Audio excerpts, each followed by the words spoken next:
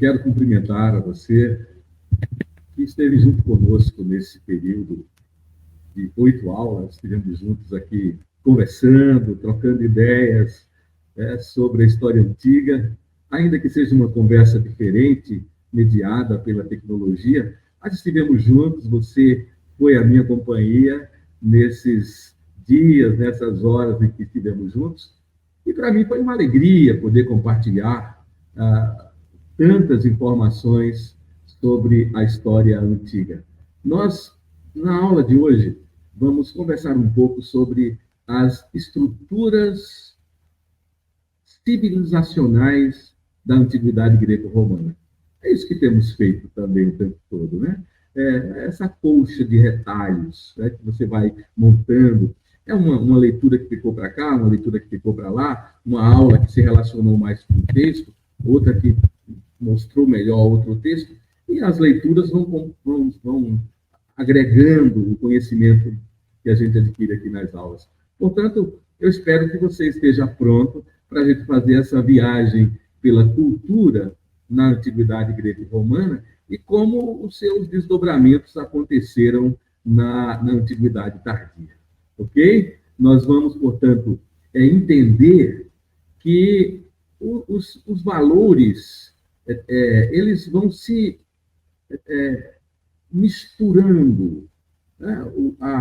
A cultura ela vai se infiltrando, ela vai trocando figurinhas com uma sociedade e outra, com uma civilização e outra, com uma época e outra, né? Então, os diferentes elementos da cultura, eles vão se miscigenando, e produzindo novas culturas. Então, veja bem, na perspectiva que nós estamos trabalhando, na perspectiva da longa duração, na perspectiva de como as estruturas elas são importantes na relação com o sujeito, com o dia a dia, com os eventos, nós, dentro dessa perspectiva, você percebe que, desde a mais remota antiguidade, a cultura foi se formando, se construindo, até chegar a essa condição que nós temos hoje. Se avançamos, se retrocedemos, se melhoramos, se pioramos, isso são coisas nossas, são coisas do ser humano. Então, vamos conversar um pouco, então, sobre essa antiguidade tardia, né? Nas imagens que você vê aí, né? No slide anterior, como você viu aí, né? O candelabro judaico, né?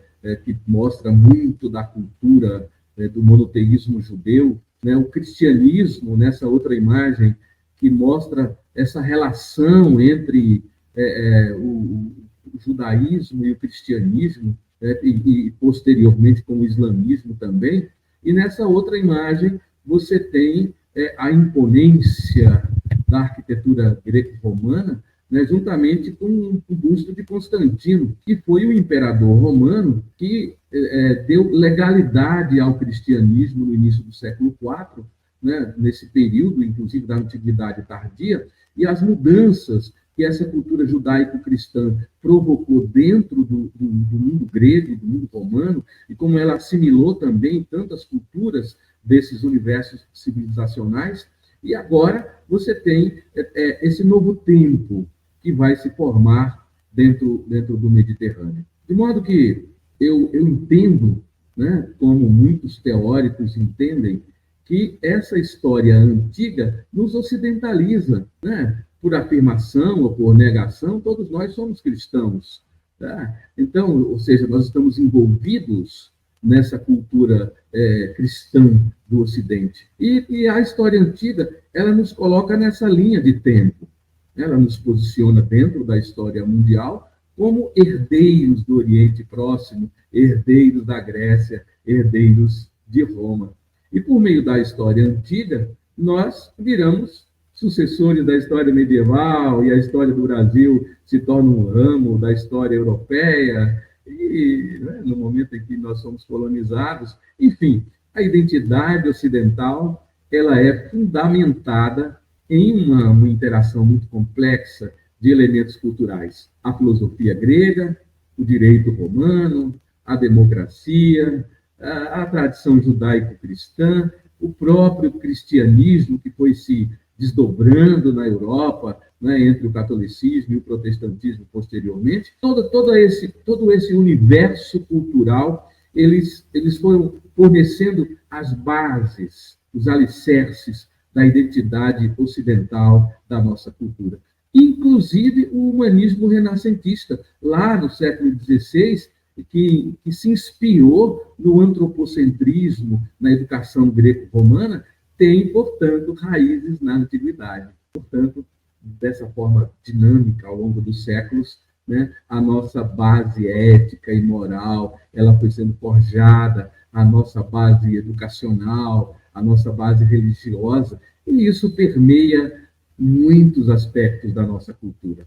Então, não há dúvida de que a antiguidade ela nos ocidentaliza. Esse é um tema que eu acho caro, que é importante para você, estudante de história, entender essa relação dinâmica entre a teia, né, que forma a história e que nos constrói a nós como pessoas e como nação. Mas você pode estar se perguntando, mas professor, que história é essa de antiguidade tardia?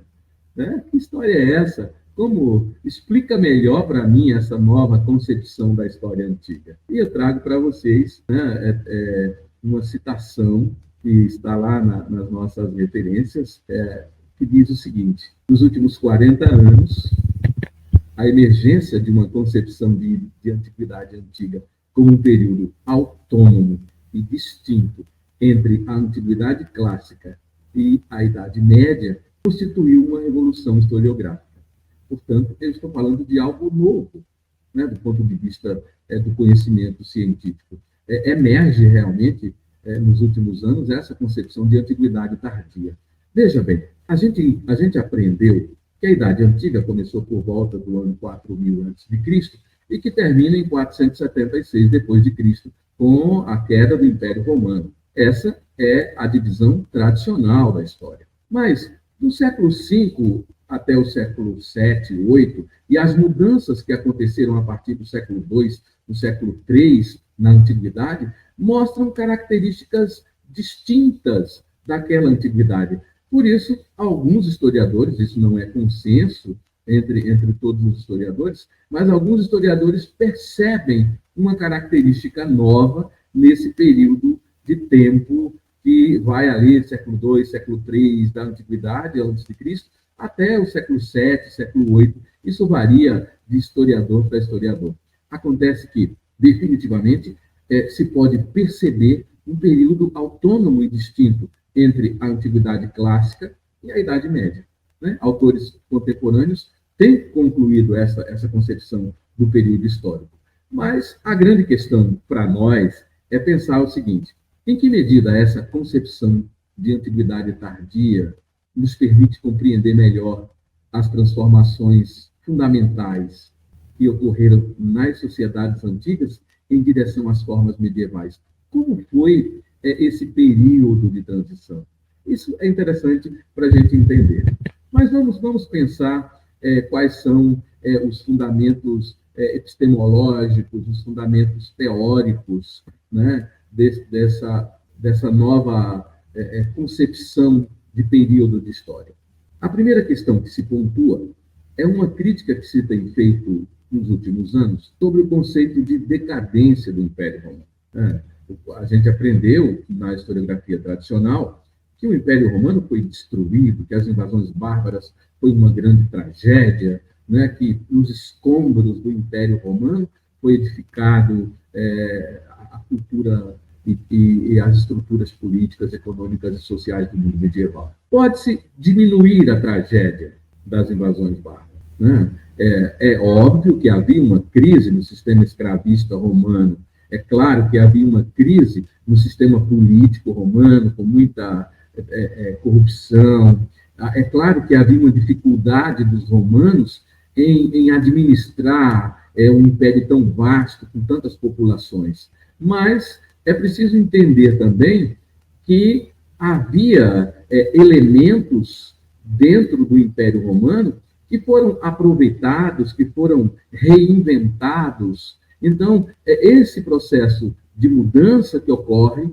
é o que vai caracterizar os últimos séculos da Antiguidade e os primeiros séculos da Idade Média. Então, para a gente entender, portanto, essa crítica que se faz à historiografia tradicional, desculpa, essa crítica que se faz à historiografia tradicional e essa concepção de que, longe do Império Romano sucumbir à crise do século II, ele passa por um processo de renovação, ele estabelece uma tetrarquia, o governo de quatro, né, e vai dar origem a uma nova civilização que, de certo modo, vai ser extraordinariamente.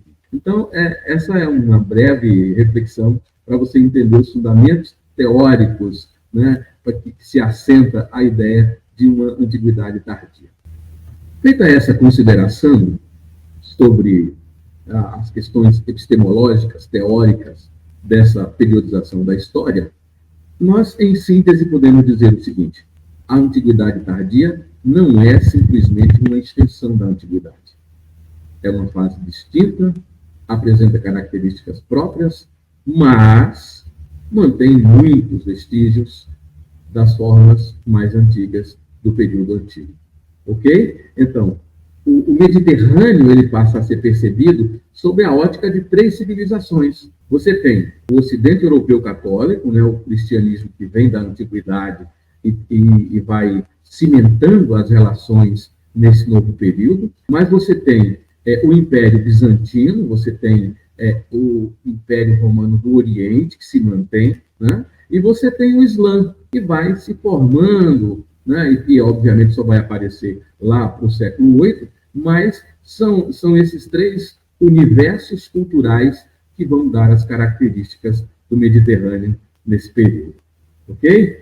Então, a gente pode, inclusive, dizer que esses grupos de bárbaros, né, eles vão se integrando às elites romanas, né, e também à população autóctone, e isso faz emergir múltiplas identidades. Você imagina a cultura dos povos bárbaros, né? O seu politeísmo, os seus cultos na floresta, né? A sua forma nômade, né? Então, tem toda uma cultura dos povos bárbaros, e essa aristocracia bárbara, ele vem gradativamente ali, né? nas migrações, né? Século II, século III, ali eles estão chegando no Império Romano com tranquilidade, vão se integrando às elites, né? Alguns participavam até do exército romano, mas eles vão se miscigenando com a população da própria terra. E é óbvio que seria impossível, né, que a cultura dos povos bárbaros não influenciasse os romanos e que eles mesmos, os bárbaros, não recriassem a sua cultura a partir da cultura romana. Então, vai se formando novas monarquias, né, são os reinos bárbaros, e esses reinos bárbaros, vamos chamar aqui de monarquias romano-bárbaras, eles vão originando essa nova civilização mediterrânea. Portanto, é possível afirmar a antiguidade tardia, portanto, ela mantém costumes associados à antiga civilização e vai adotando novas práticas e novos costumes que foram trazidos pelos povos bárbaros. O desafio da aula de hoje, portanto, é mostrar as rupturas e as continuidades do mundo antigo na antiguidade tardia e na contemporaneidade. O que eu posso dizer para você? As rupturas foram as mudanças significativas nas estruturas políticas, sociais e culturais. Essas foram as rupturas. Mudou as estruturas políticas. A sociedade mudou com essa mixigenação. A cultura vai se transformando. E as continuidades apontam para os elementos que vão persistindo ao longo desse período de transição. Veja bem, as rupturas incluem a queda do Império Romano, do Ocidente, as rupturas incluem a chegada dos bárbaros com suas migrações, as rupturas se relacionam com a ascensão do cristianismo como uma religião que vai se tornando dominante e vai transformando a sociedade. São rupturas importantíssimas, e não podemos negar isso. Mas existem continuidades. Por exemplo, algumas instituições romanas lá no Oriente, elas continuam. Há uma influência persistente da cultura grega e romana dentro desse período. Nós vamos tendo também essa transição gradual para a Idade Média. E na Idade Média, há muitos elementos do mundo antigo que vão continuarem, é óbvio, com novas características. Em resumo, é possível afirmar que a antiguidade tardia ela é marcada por um equilíbrio delicado entre rupturas e continuidades e representa uma fase complexa de transição de eras. Você está gostando dessa nova forma de entendermos a periodização da história? Então, eu fico contente que você esteja entendendo, que você esteja gostando do que nós estamos conversando com você. Vamos responder a essa pergunta agora? Será que o Ocidente é também judaico-cristão? O que você acha disso? O cristianismo ele tem raízes no judaísmo. O judaísmo, a religião hebraica, Moisés, antes de Moisés, Abraão, Isaac, Jacó, o judaísmo que se aculturou, não se usa mais essa palavra, mas é no sentido de receber, assimilar a cultura do Egito. Eles ficaram 400 anos no Egito. Moisés se torna um intelectual egípcio. A tradição diz que ele falava 16 idiomas, um cara muito letrado, teve uma experiência fora do Egito, voltou no Egito, e aí o relato bíblico fala de toda uma construção ali, mas é importante pensar o seguinte, que os princípios éticos e morais do judaísmo, eles assimilaram a cultura egípcia, eles tiveram uma inserção de 70 anos no Império Persa, do ponto de vista da história dos hebreus, eles chamam de cativeiro babilônico, mas era um cativeiro porque eles foram tirados da sua terra, mas eles foram para lá, construíram família, abriram empresas, compraram terras, conviveram. Tinha gente que nem queria voltar. Quando Ciro, o grande Ciro, libera os judeus para voltar para a sua terra, tinha gente que não queria voltar. Foi uma primeira leva de judeus, os outros ficaram, depois é que eles voltaram. Então, os judeus, eles assimilaram muita coisa da cultura desses povos. E é claro que as narrativas bíblicas, elas são compartilhadas e têm influência na forma como muitos ocidentais pensam sobre questões morais e sociais, porque o cristianismo ele é uma religião messiânica, ou seja, eles esperavam o Messias, eles esperavam o Cristo. Então, nós, ocidentais, é isso que eu quero que você pense, temos muito da cultura judaico-cristã. Então, aí você pode perguntar, mas professor, qual foi a grande contribuição dos judeus para a atualidade, para a contemporaneidade? Qual foi a contribuição dos judeus?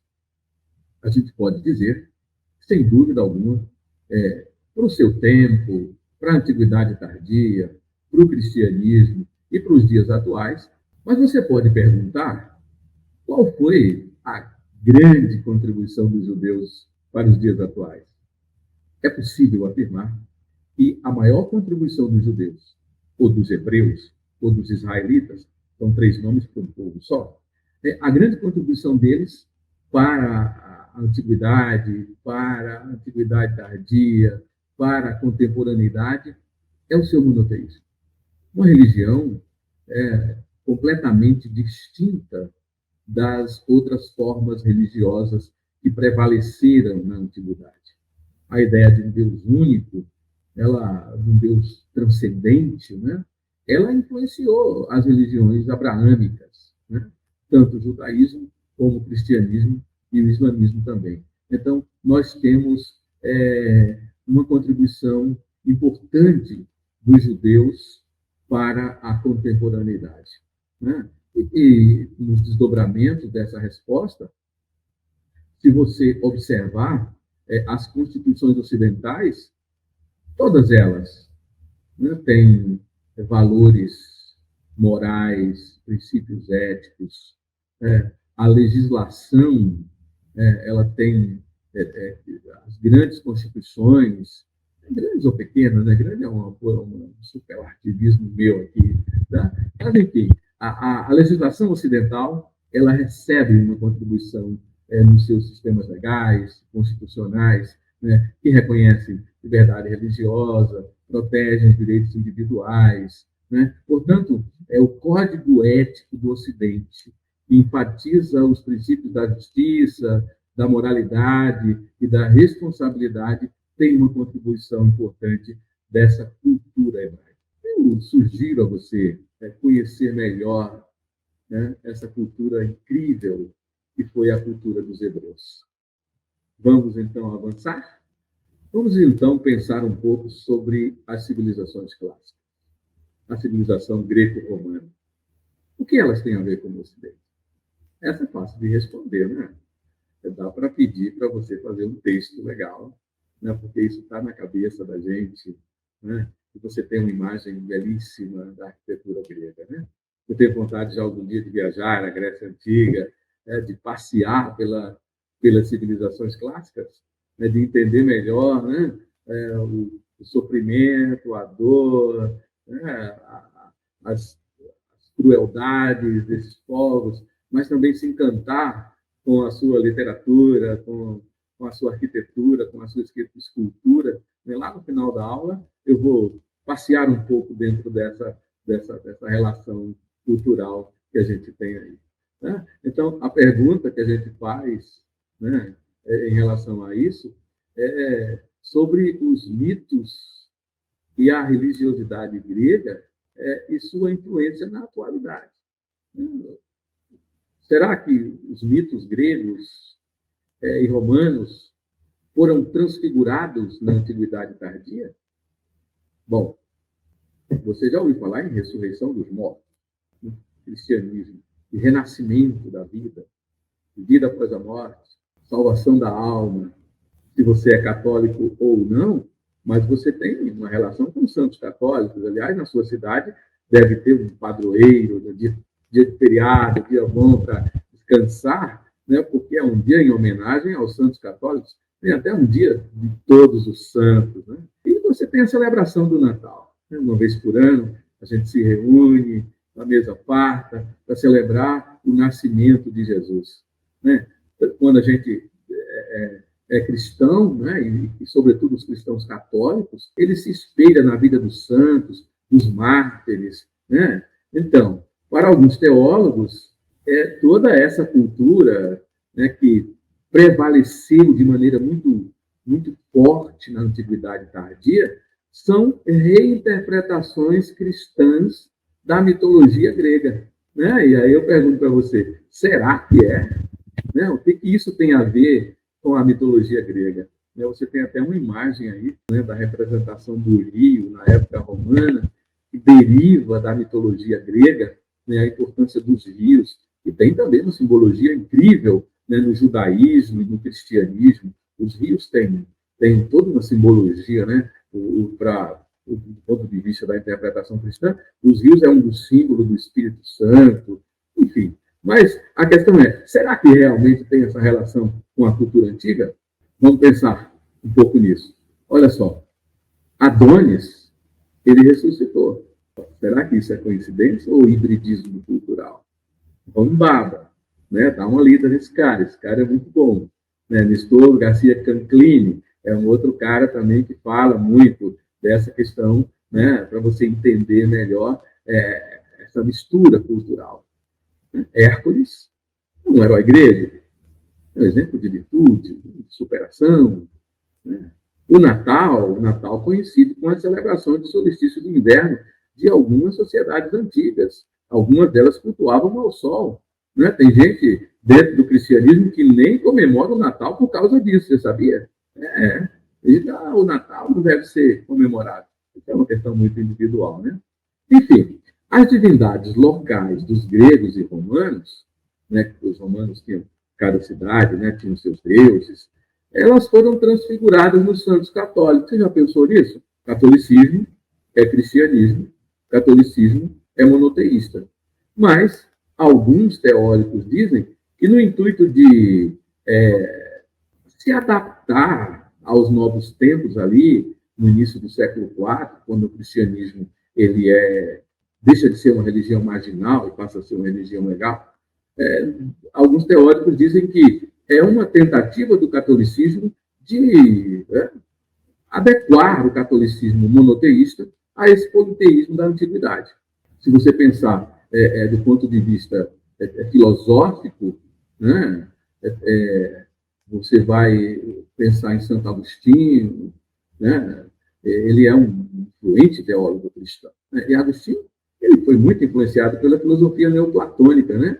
Antes de sua conversão ao cristianismo, Agostinho era adepto do neoplatonismo. Ele se converte ao cristianismo e ele encontra uma forma de harmonizar elementos do pensamento de Platão com a teologia cristã. Né? Então, a cidade de Deus, né? Leia a cidade de Deus, que faz uma comparação entre a cidade de Deus e a cidade dos homens.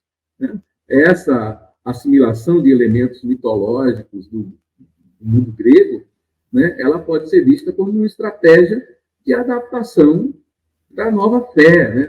A nova fé estava emergindo ali, precisava se tornar mais aceitável, né, para aqueles que estavam familiarizados com as tradições culturais que já existiam. E nesse período de transição do mundo antigo para o mundo medieval, com certeza nós já vimos que vai envolver uma interação muito complexa entre a cultura pagã, cultura chamada cultura pagã, não cristã, e os princípios emergentes do cristianismo. Dá para você entender um pouco esse hibridismo cultural? Bom, eu espero que você esteja entendendo e que a gente possa ir conversando aqui. Né? O nosso tempo é relativamente curto, mas a gente vai trocando figurinhas aqui sobre essa questão. Porque está aí a síntese de tanto Santo Agostinho como São Tomás de Aquino. Né? Tomás de Aquino também ele vai fazer essa relação com a cultura grega. Ok? Então, vamos pensar um pouco sobre esse legado cultural grego no mundo da antiguidade tardia e na antiguidade contemporânea. Há um legado muito grande, né? Quando você fala em cidadania, em democracia, em igualdade de direitos, quando se faz o debate sobre as leis, um debate público, né? Quando você vê os plebiscitos, né? É óbvio que tudo isso tem a ver, né, com a origem da democracia ateniense, né? E esse legado dos gregos é realmente um legado riquíssimo e importantíssimo. Né? Quando você pensa na maiêutica socrática, né? No questionamento que Sócrates fazia, né? tão atual, né? A gente chama de educação problematizadora, uma educação que não é educação bancária, para pensar em Paulo Freire. Né? Então, essa metodologia socrática, as teorias de Platão, a lógica aristotélica, né? São exemplos de como os gregos estão presentes na filosofia contemporânea para fornecer elementos para uma investigação intelectual e uma reflexão crítica. Né? Importante os gregos. Na ciência, há uma contribuição importante, né, do mundo grego. Já imaginou?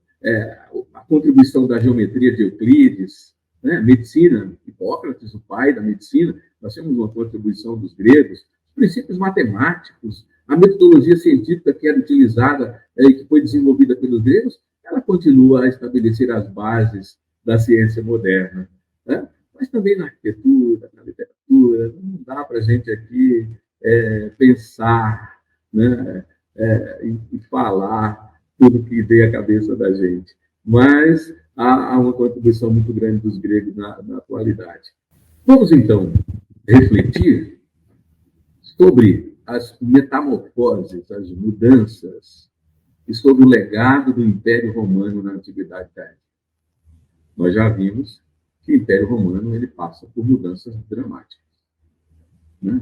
Houve uma instabilidade política muito grande, né, nos últimos séculos da Antiguidade no mundo romano. O Império vai se dividir. Né? Ele se divide, né, em 4 prefeituras. Né? Depois há aquela divisão em Império Romano do Ocidente e Império Romano do Oriente. Era uma tentativa de se reinventar. Né? Eram mudanças. A corrupção era muito grande. Né? Os publicanos tinham uma reputação pior do que a reputação das prostitutas. Acho que já disse isso para vocês. Né? Então, os caras eles ficavam com todo o dinheiro do Estado. Era horrível. Né? E para complicar a situação, né? Uma inflação muito grande, os patrícios deixaram as cidades, há um êxodo urbano, eles se isolam em suas propriedades rurais, os parentes pobres, né, os clientes, eles vão para essas grandes propriedades, né? É o clientelismo como instituição romana, que vai, inclusive, prevalecer durante a Antiguidade Tardia e vai chegar na Idade Média. E nessa situação toda, você tem a violência dos ataques bárbaros, né, em meio a tudo isso, né, e que vai destruindo, né, a organização econômica, a vida social torna-se realmente um caos em alguns momentos nas cidades romanas. E para complicar, você tem a revolta dos escravos, a revolta dos plebeus, né, enfim, era realmente uma metamorfose que acontecia no Império Romano. Mas nós já vimos que a influência dos romanos ela não acaba ali, né? Não vira escombros, né? Ela vai virar material para reconstruir, para se reinventar. E as instituições romanas, como a gente já falou, né? Ela vai prevalecendo, e esse legado cultural, os sistemas legais que vão moldar o desenvolvimento da atividade tardia e da Europa, vai ter uma contribuição importante, né, dos povos romanos e da cultura romana. Então, em síntese, eu posso dizer a você que a tradição legal romana, né, o direito romano, ele vai ter um impacto duradouro na administração de diversas regiões, né, que continuava sob o domínio romano ao longo dessa antiguidade tardia, né? Esse período, né, que nós... Você lembra? Ali, século II, século III, vai subindo a ladeira ali dos séculos, né? E a antiguidade tardia vai se estruturando. Então, existia uma influência do Código de Lei Romano, né? O Código de Justiniano foi preservado, né? Alguns códigos legais da Europa vão ser influenciados por eles, e os projetos arquitetônicos de Roma, né? Reaproveitado, né? Qual era a forma estrutural dos edifícios romanos? Eles vão influenciando os edifícios cristãos, inclusive as basílicas, né? As belas basílicas, né? E as catedrais, elas vão tendo essa influência romana. Uma outra parte da cultura romana que tem uma contribuição importante é o latim, né? O latim vai ser preservado durante toda a Idade Média, né? Ele vai influenciando outras línguas, né? Aliás, qual é a língua que você fala? Nós falamos a língua portuguesa. A língua portuguesa é do Brasil, mas tem a língua portuguesa de Portugal, né? E tem a língua portuguesa de outros lugares do mundo. A África fez uma adaptação disso. E o latim, ele influenciou, né? O latim é a nossa língua mãe, mas também o francês, né? O espanhol, e até as línguas anglo-saxônicas receberam contribuições do latim, né? Então, essas contribuições romanas, tanto na Antiguidade Tardia, que esse é o objeto da nossa aula de hoje, mas sempre com um link com a atualidade. Essa é a minha proposta, viu? A história, ela é extremamente dinâmica, a história, ela é muito fluida, né? Nós, portanto, na atualidade, temos esses links, né, com o mundo antigo, com o mundo medieval, com a história moderna, né? Nesse tempo pós-moderno em que nós vivemos. Ok? Está gostando da aula? Eu espero que sim. Vamos fechar aqui algumas considerações. Na contemporaneidade, não se pode negar, né, que o direito romano ele tem uma importância. Alguns teóricos do direito dizem que as transformações do direito romano ao longo da Antiguidade Tardia, eles perderam aquela importância primeira que tinha para os sistemas legais. Não há consenso entre os teóricos do direito, mas há uma linha de pensamento que diz isso. Mas, sem dúvida alguma, em todos os cursos de direito você vai estudar o direito romano, porque ele tem essa contribuição importante. Outra contribuição dos romanos, nessa relação fluida, né, entre a cultura judaico-cristã, a cultura grega, a cultura românica, né, você tem a disseminação do cristianismo. Né? Os romanos foram responsáveis, ou um dos responsáveis, pela disseminação do cristianismo. O cristianismo aparece no século I da era cristã, dentro do Império Romano. Nós já vimos em aula passada que Jerusalém era como se fosse uma cidade-templo dentro do Império Romano, né, que causou muitos conflitos, né, muita perseguição contra essa religião que ganhava força e que era diferente das outras religiões e que ganhou já uma série de segmentos, né, os essênios, os herodianos, né, eram os fariseus, eram segmentos religiosos do cristianismo dentro do Império Romano. Mas o Império Romano ele vai ter essa influência, né, dentro do cristianismo e vai ser um dos responsáveis pela sua disseminação. A arquitetura dos romanos, ela vai durar, as línguas românicas e os princípios políticos, como o republicanismo. Né? Nós somos republicanos, nós somos da República Federativa do Brasil. Então, a República Romana ela vai ter influência no período imperial, né? E ela vai ter uma influência muito grande também na atualidade. Legal? Bom, vamos para um epílogo das nossas aulas de história. Vamos chegando ao final das aulas de história, né? E dentro dessa perspectiva, eu trago essa imagem, né? Uma imagem pós-moderna, uma imagem, né, com uma arte contemporânea, mas que traz uma mulher grega, né, que traz aí uma belíssima imagem, né, dessa arquitetura greco-romana, que sintetiza, né, essa nossa viagem, né, um tanto distorcida, um tanto limitada, né, mas que, de certo modo, nos leva a esse momento histórico. E eu trago um pouco da arte helenística. Nessa perspectiva já conclusiva, né, eu trago essa belíssima escultura, né, grega, já da arte helenística, né, o touro Farnésio, né, lembra a coragem de Teseu, né? Lembra da história do Minotauro, né, que exigia, né, o sacrifício de crianças, né? E Teseu ele se coloca, não, eu quero ser a próxima vítima, mostrando dentro da cultura grega, né, a coragem, a determinação para enfrentar os desafios.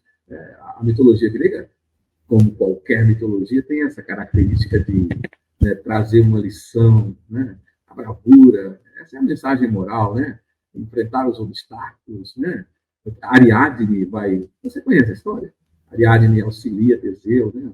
Destaca a solidariedade, a ajuda mútua, né, em momentos críticos.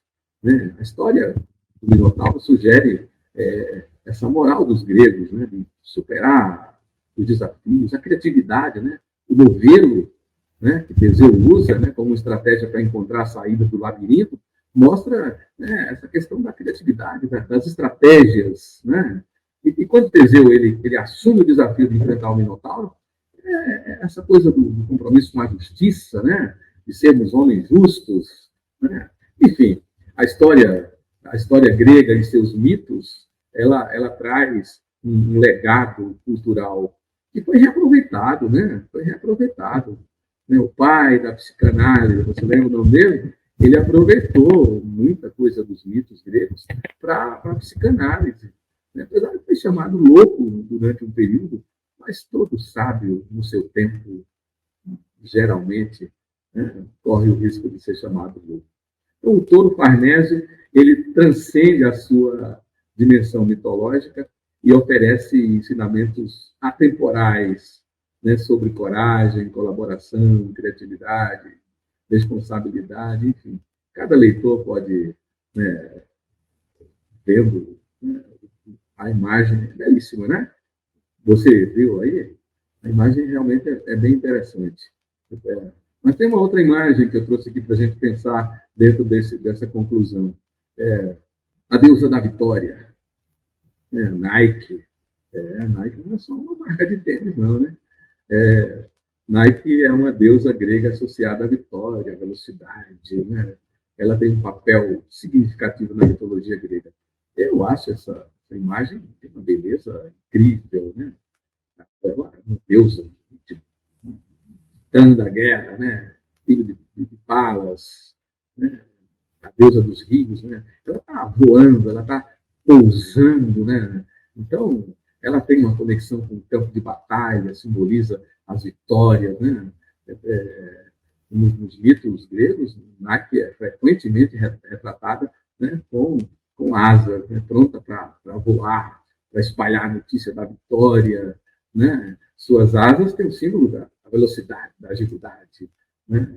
Em muitos contextos mitológicos que Nike é citada, e eu acho incrível, né, como é bela, né, a arte grega, a cultura grega, e como ela prevalece, né, em nossos dias. Então, essa é uma imagem que, nesse final de aula, né, você e eu, espero que você esteja gostando. Mas tem essa outra imagem aí. Essa imagem, ela é horrível, né? Ela é horrível. Não sei se você já ouviu falar sobre o mito de Laconte, né? Isso aí faz parte da tragédia grega, né? Laconte era um sacerdote de Troia, né? Está aí com seus dois filhos, né? É uma imagem que remete à guerra de Troia. Falamos tão pouco, né, especificamente sobre as guerras aqui, mas durante a guerra de Troia, os gregos tentaram enganar os troianos. Você já ouviu falar em presente de grego? Claro, né? Essas coisas elas acabam vindo para o nosso cotidiano. Né? Um cavalo, né? Os gregos se retiraram, né, deixando um grande cavalo de madeira como um presente à deusa Atena. No entanto, os troianos desconfiaram. E Laconte, né, um sacerdote, alertou os seus compatriotas sobre o perigo. E ele não podia interferir na vontade dos deuses gregos. Né? Os deuses gregos não queriam que aquela situação mudasse. E qual foi a reação dos deuses gregos ofendidos com Laconte? Enviou duas serpentes gigantes do mar para puni-lo ou desafiar o destino que os deuses tinham imposto àquela situação. As serpentes envolveram Laconte, seus dois filhos esmagaram Laconte.